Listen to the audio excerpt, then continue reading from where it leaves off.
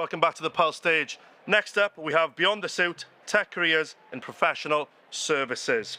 The professional services industry isn't just looking for talent, it's investing big in it. Think fintech apps that help you manage money smarter, legal tech that's turning courtroom chaos into click of a button simplicity, and AI that's totally transforming business as usual. The Beyond the Suit panel will be chaired by Piffaretti, partner and head of office at Blake Morgan. She has played a crucial role in continuing to drive further changes across the firm, as it has embraced technological change. Eve, I'll hand it over to you to welcome the panel. Hope you all enjoy. Diolch yn fawr. Diolch yn fawr, and croeso, welcome everybody. We are living in extraordinary times, aren't we? And the way in which professional services provide services to clients has transformed over recent years. Just to give myself as an example, when I first started, this was all stuff of science fiction, and it's now science fact. The most technological I was at the time was to talk into a dictaphone onto a cassette tape. Well, things have changed massively, and there are some real opportunities for all of you that are present today and others in terms of getting involved in careers within professional services industries. So I've got an amazing panel to introduce themselves now. So I'm just going to ask them, first of all, to tell us a little bit about themselves, to introduce them and to explain what their role is in their organisation and how they came to it. So first of all, we could start off with you, Michelle. Hello, everybody. I'm Michelle Brake. I work for the UK government in the Department for Business and Trade. My very long job title is Head of Service Management and Strategic Partnerships. What that actually means is that my team makes sure that we have the Microsoft licenses that we need to do our jobs. We have the laptops and the iPhones and the screens in the offices, all of the stuff that people forget about that you actually need for anything to happen in any business and any organization, my team are responsible for. So I would like to say that we are the most important team in the Department for Business and Trade. And I'm actually probably a good panel member because I'm a career changer. So I started my career as a primary school teacher. I did that for 10 years. So looking around, it's quite nice to see some students here today because it takes me back to those sort of teaching days for me. And I segued from there into Welsh Government to work as a seconded civil servant, training other teachers how to use tech in the classroom. And then that segued me into IT service management. And from there, I've hopped about a few government departments, landed where I am now at the moment with Business and Trade. And yeah, we're enabling. So we're a team that enables everybody else to do the brilliant work that we heard about in the introduction, the AI stuff, the all of the automation. None of that can happen without the basics. So yeah, that's a little bit of a nutshell. Thanks, Michelle. Hiya, my name is Adam Munn. I'm from HCR Law. So we're a full-service law firm with over 1,000 people across 12 offices in England and Wales. So I'm a commercial solicitor. So a lot of my work is probably split into two parts, dealing with contracts for clients. So whether that's drafting contracts, advising or reviewing contracts, but then sort of another part of my work is providing advice to clients. So for example, there may be a new piece of legislation and a client may want to know if it applies to them, and if so, what they need to do in order to be compliant with it. So good thing about what I do is I get to work with a lot of clients across a variety of sectors, from education, sports, and tech. Yeah, so it's really interesting and yeah, really good. Thanks, Adam. Yeah, so I'm Emily Mcloughlin. I'm an AI apprentice at the BBC. And yeah, because I'm an apprentice, a lot of what I do is studying and then applying what I've been learning to the different teams that I'm working with. The standard that I'm working to is AI business solutions. So a lot of that I am, so learning on the job, working on the job, kind of building up my experience from the ground up. I came into this with kind of no technical experience whatsoever. I worked in a car leasing company before this, and I just really wanted a change. So yeah, I think an apprenticeship at the BBC, it's really been amazing. Yeah. Thank you. Good afternoon, all. My name is Greg Stevens. I work for Xeinadin. We are an accountancy firm made up of about 3,000 employees across the UK. I basically sort of went the traditional route, went straight from school, A-levels, studied accounting, and then gained my qualification that way, studying within a firm. The way I work with tech is I look after lots of clients, both across technology sectors, every sector from building technology, the full works really. We work both from looking at their compliance, so there's lots of compliance, the UK government and things like that mandate, but then also helping clients invest in technology and helping them with things like cash flows and things like that so they can afford to invest where they need to make sure their business continues to grow. Thanks, Greg. Just keeping with you at the moment, and we'll come back along. Absolutely. So can you just tell us what sort of roles you've got within your businesses that are tech-related, just if those attending are interested in getting into professional services as a career? Absolutely. So basically, as a firm, as I said, nearly 3,000 people, there's a whole host of technological services required, both from the technical accountancy aspect. So we help clients, like I said, investing in technology. So we have specialist roles such as cloud technologists, things like that, where they work closely with our clients to make sure that they're fully up to date and using all the technologies that are available. We've obviously got an expansive IT support network to run 3,000 laptops, sets of screens, and all those sorts of things. That doesn't happen by itself. There's a really significant team involved in that. We've also then got sort of obviously a significant sort of admin team, and what they're doing is they're constantly looking at how we can improve sort of client service. So whilst things could be automated as much as possible, like I said, we've got roles all across the board that really could start your sort of career. It's not just accounting. There are sort of significant roles all across the board. Thanks, Greg. And Emily, is that something that you feel able to cover given the role you've got in apprenticeship? That'd be great if you can. Yeah, definitely. I think that as the BBC is, such a huge media company, there is a massive technical segment of it.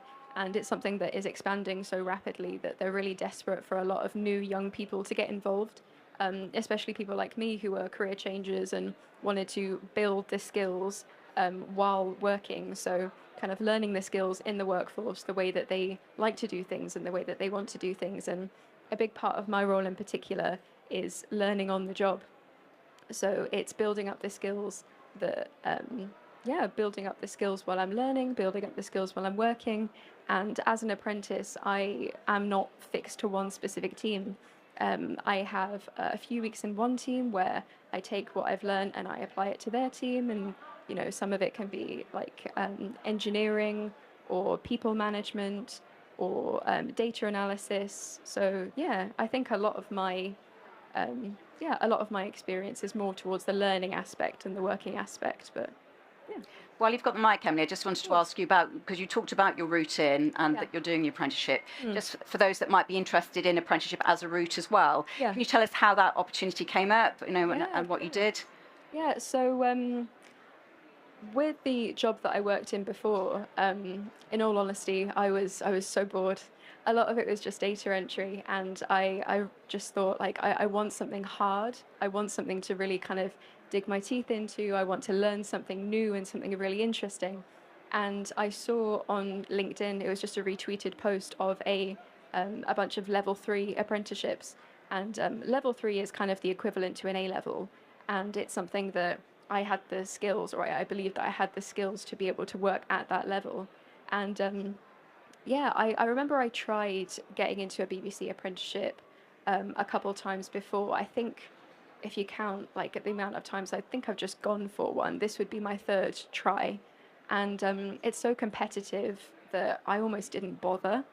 And I'm so glad that I did, because, a lot of my interview process going up to the final stages of the apprenticeship, it was more personality based and, personal skills and interest based rather than previous knowledge based, which, worked in my favor massively because, you know, a lot of my, the last couple stages of my application, they were just asking about, so why are you interested? You know, can you, the main question that I think I really shone through was, can you tell me about an application of AI that you think is used now or could be used in the future, something interesting? And I'm a big video game nerd, so I talked about AI use in video games and how that could be used to like expand universes and expand gameplay. And yeah, I think that, you know, it was quite a difficult application journey, but, you know, I think that it's easy to say, oh, well, it's difficult, so I'm not going to bother. But, you know, if you're thinking about it, please bother, because, you know, it could work. Thanks so much. So really resilience there and also transferable skills that you've touched on. Absolutely. Great. Thanks. Adam, so yeah, the roles that you've got within your organisation around technology would be really useful to hear about. Yeah, so I think one of the big ones is on the fee earner side. So being a solicitor or a legal assistant, and we get to work with a lot of tech clients. So we work with clients who, in the cybersecurity space, we work with clients who using AI. I have one client who is, they create virtual headsets. So there's a lot of opportunity there, but then also then internally then, like sort of Greg said, we have people who work in IT support, but then we also have a product team who look at new technologies, one to improve our own business, but then also ways in which we can improve the service which we deliver to clients. So yeah, there are plenty of roles within the legal system which can help you. Yeah, that's great. I mean, speaking from the legal sector as well, technology is really transforming the way that the legal sector delivers its service. And no longer we're paperless, I suspect you are too. And courts increasingly, everything is remote or without paper. And you do have that interface with IT on an everyday basis. So all lawyers are effectively technologists in part as well. So the skills that you're developing or have developed if you're a returner, really important. Michelle?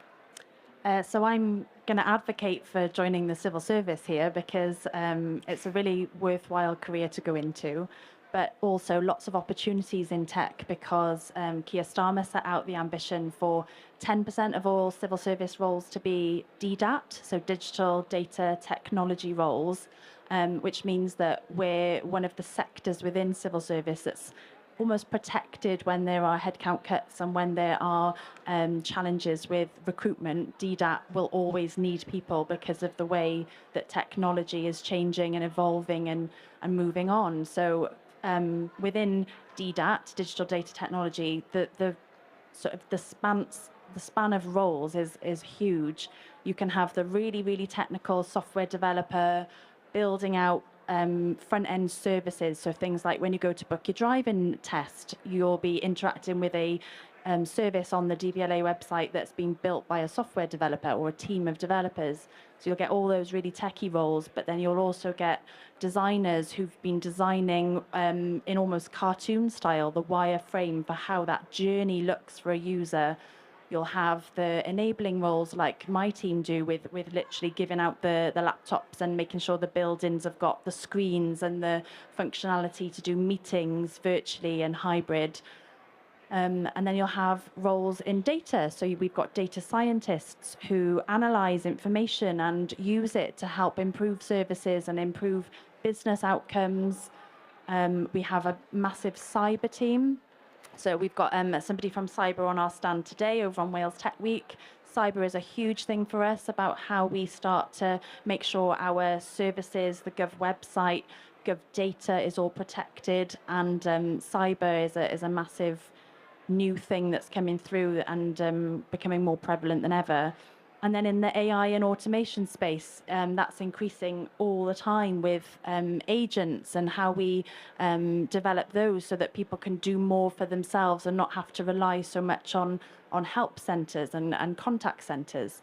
So it's massive. There's a really big breadth of roles. And also another good thing about the civil service is that there are many routes in. So like Emily is an apprentice, the civil service takes on apprentices as well. We also have grade structure where you can enter on one of the lower pay bands, but then you've got many opportunities to work your way up through the civil service. So it's a career for life. But one of the things I've said a lot to my team and in my former career as a teacher is don't think about what career you want. Think about what career you want first, because it's going to change over your life. Even people in traditional fields like medicine, they don't often stay in the same particular one part of medicine their whole career. It varies and people change. So, yeah, think about where you want to be first and what transferable skills you can get as you move on to other things then that interest you and evolve and may not even exist right now. Exactly. We're finding that, aren't we? There's some roles now that just wouldn't have existed even a year ago or 2 years ago. So can I ask the same question, building on what Michelle has said around opportunities? What opportunities do you see within your professional services organisation in terms of roles for tech in the near future and even now? What would you say to the audience? Yeah, in terms of getting into law, I mean, there's plenty of opportunities. If you want to become a solicitor, there's that route. There's working in the back staff. We have apprenticeships. We have legal assistants. But then sort of looking to the future, I think big buzzword at the moment is AI and how that's shaping both our clients' businesses, but then also our business. So I think that's probably something which is here to stay.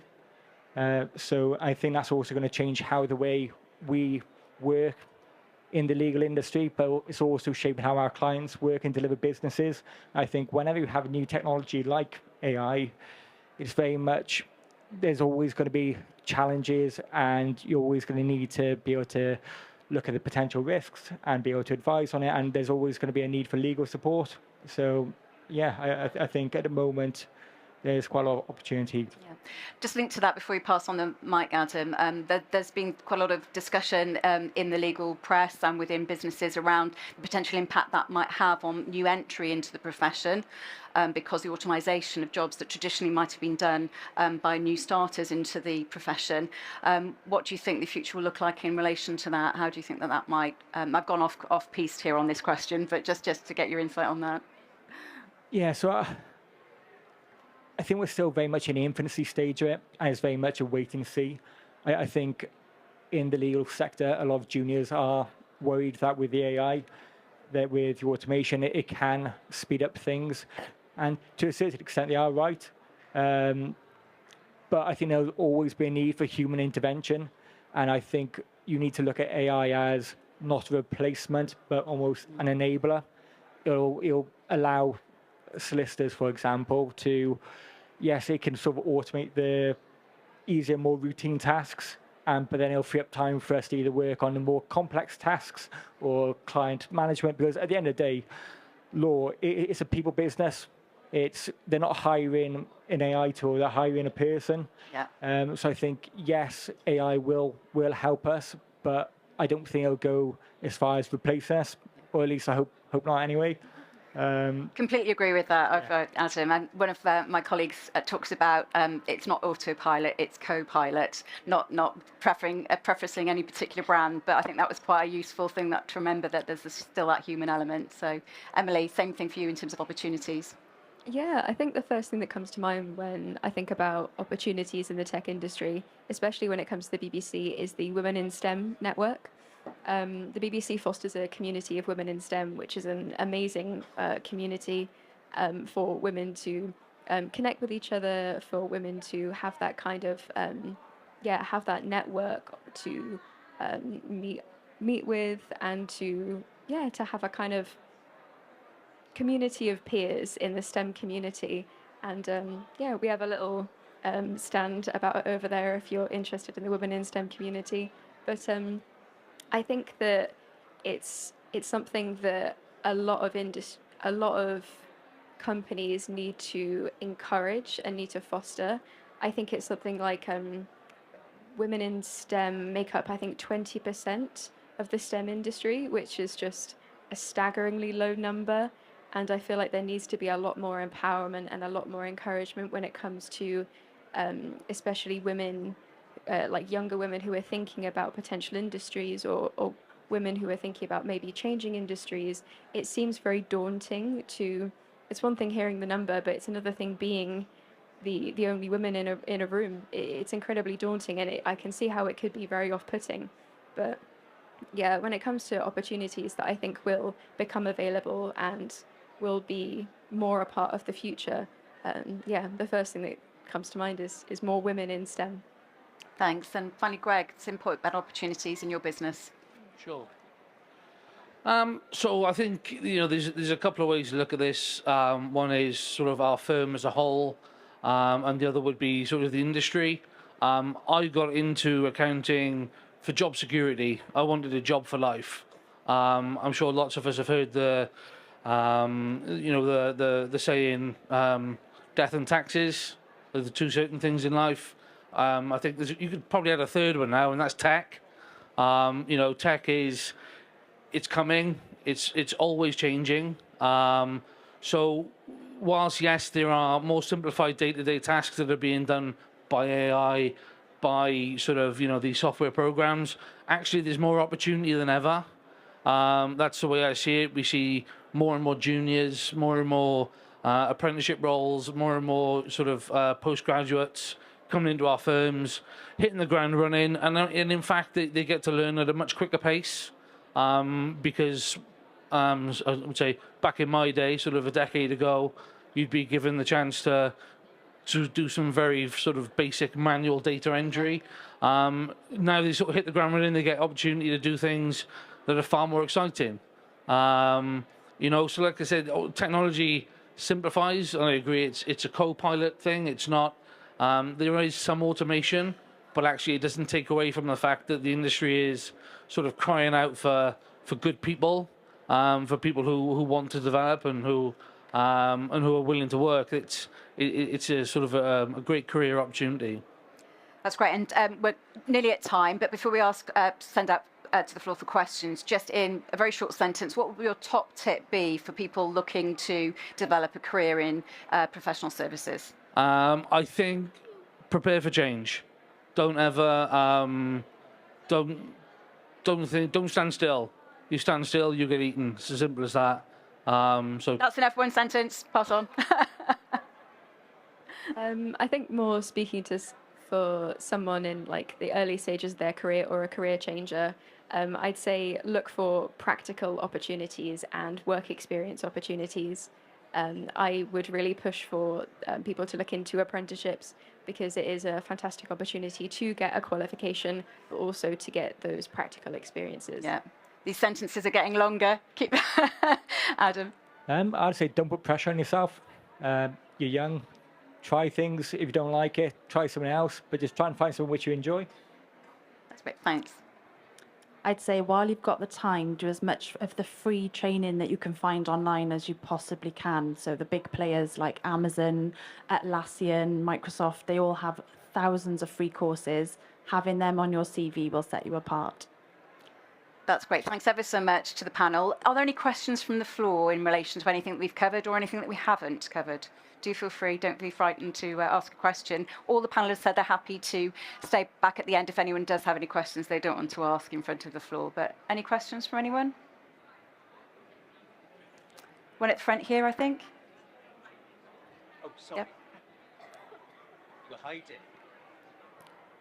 You talked about free course opportunities. You listed them quite quickly. Are there, apart from the ones you did list, were there any others that you can suggest, particularly for security-based technology?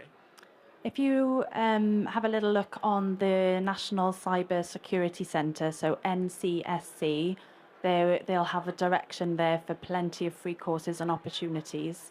There are initiatives aimed at women as well, so Cyber First initiatives, have a look at those, they're really helpful.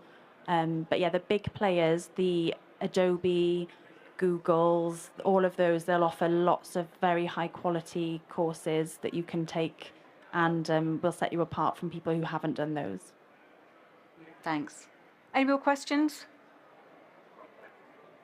No? Well, do feel free to come and speak to the panel at the end. I'd just like to wrap up by thanking everybody for the contribution.